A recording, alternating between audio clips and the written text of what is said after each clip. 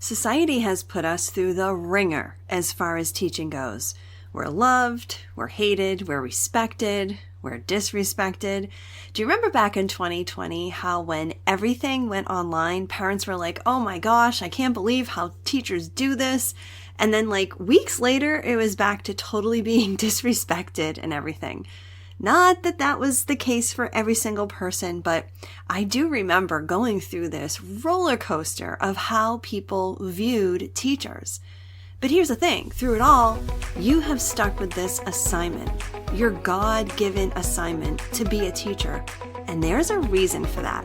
And today I want to look at the 3 reasons you might just be sticking with this ever important assignment that you've been chosen to do. Hey friends, welcome to Enjoy Teaching Again, the podcast for teachers who love the work but need a little spark to bring the joy back. I'm your host, Elizabeth Peterson, classroom teacher, arts integration specialist, and passionate educator of over 25 years. If you're overwhelmed by behaviors, disengaged students, and long, exhausting days, you are not alone.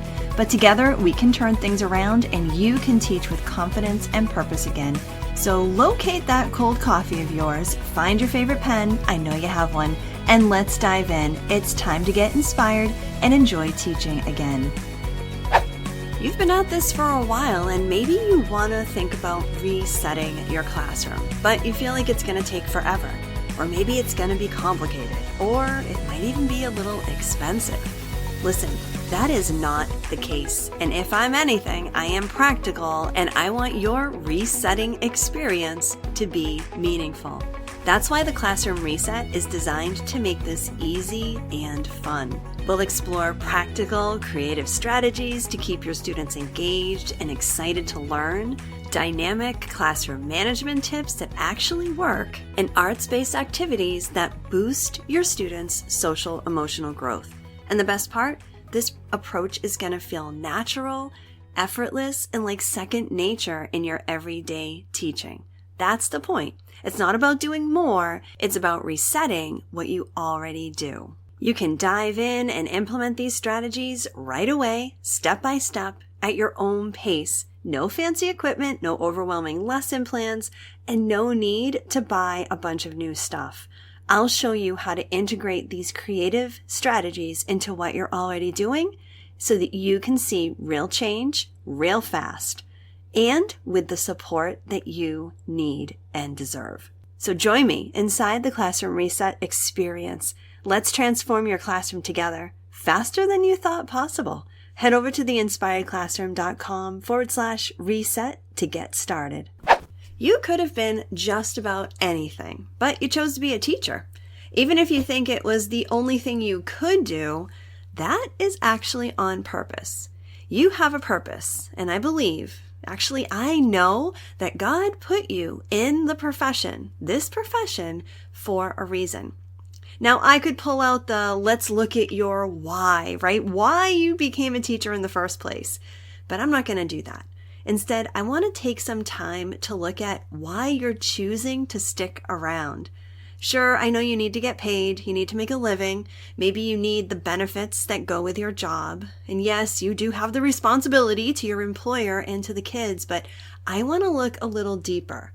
Let's look at what's in your heart and what really keeps you coming back to the classroom day after day. First and foremost, it's the kids. You love the kids. And this could be any age, whatever age you're working with. You are talented at reaching the kids that you are teaching. Maybe you teach like me in upper elementary and you just love how they have some skills and you're still building skills and they're coming into this different age where they're starting to grow up. Maybe you love high school kids where they're, budding young adults and they're looking ahead to a whole new phase in their life, learning and really digging into some great literature and math skills and life skills. Maybe you love preschool. God love you. Maybe you love those little kids who are just learning how to be with other students, how to share, how to write, how to use their fine motor skills, how to play nice with others. Maybe you're in the middle school level. Maybe you love those kids who are really trying to figure out life for the first time and really need some useful guidance as well as some really solid academics. You appreciate how your kids are learning and how they are growing into the next phase that they're about to embark on, and you are making them better people. What a great reason to stay with teaching the kids. The second reason you might be sticking around with this profession is the content. I really hope that you enjoy what you teach.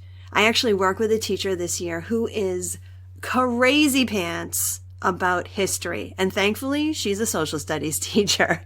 It is so fun to watch her get genuinely crazy excited about the lessons that she's teaching the kids. And that excitement is so contagious to our students.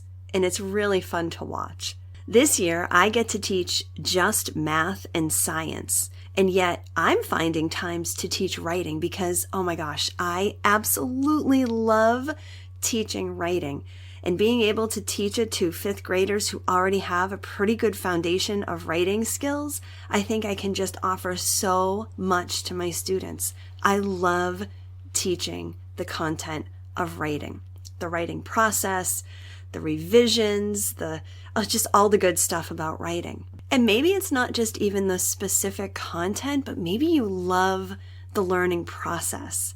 Think about it. Watching kids gain knowledge and understanding that you're teaching, watching them go through the creative process and have an aha because of what you taught them.